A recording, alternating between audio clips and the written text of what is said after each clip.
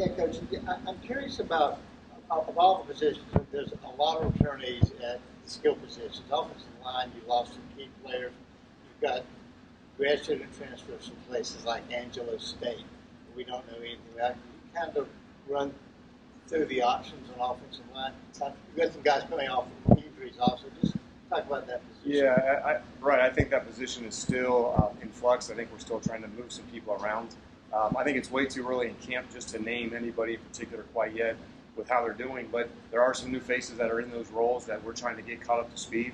And then for like Graham Barton, Jacob Monk, it's year 2 in the system. So, you know, we're not slowing down for the new guys. We have to force them to catch up and get into our tempo of the install. But so far they're doing great. There will be some new faces out there, and we just have to keep developing the next couple weeks.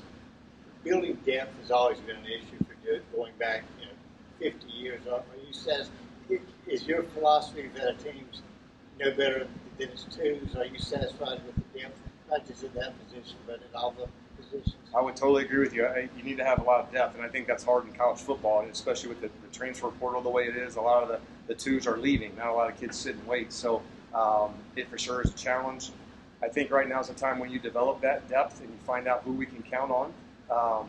But we have some options, and some of our young freshmen are doing well, and they're getting in the mix, and they're pushing some of the sophomores and juniors maybe that have been in those roles of being a two. So every single day we're working towards that. Kids need to show up. They need to practice. We're really just getting started with camp. We have a couple more good weeks, so we'll see how it all shakes out. But for sure, depth for us will be critical.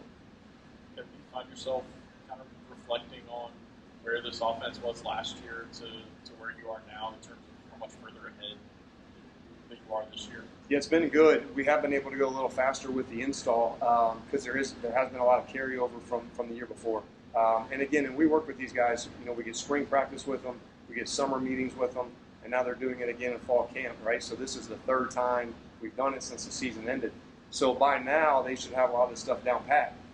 So we're trying to get to Chapter 2 and Chapter 3 maybe a little sooner and quicker than we did a year ago.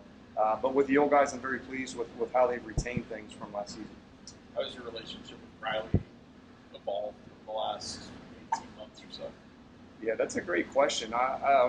Really well. Riley's special, and I think he and I get along really well. I think that we have very similar values. One's our faith. We go to church together. Things like that. A bunch of us guys will go to church during the springtime. I think we connect really well. I think we're wired the same way. And, I told him, we need to be on the same wavelength. You need to think how I think, and then vice versa. I feel like I know how to coach him. I think that's very important, his temperament, and how he responds to negative plays or positive plays. What plays does he like? What does he not like? For sure, I think he and I being year 2 together, I think we're extremely comfortable with how each of us are approaching the season and our mindsets.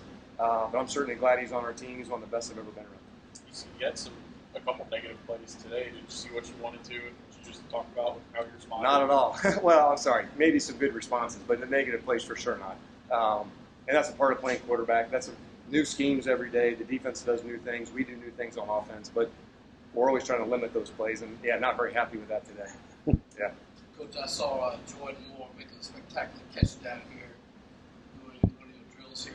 How has he progressed as a receiver now? Last year, he was playing splitting time, and now since he's had that offseason as a receiver, how you see that? I think he's light years ahead of where he was a year ago. If you remember last season before our first game, he had been there about 10 days or so before we played our first game, and he was constantly learning as the season was going on, and it wore on him. I think it got hard on him because as the games got tougher, so did the defenses that he faced, and so now he's got an off season underneath him. Spring ball, all those things. He's bigger, he's stronger, faster, he's more confident. He's learning how to get off press, how to run routes. Just the technique part of that position, I think he's getting a lot better at it. His confidence has really gone through the roof.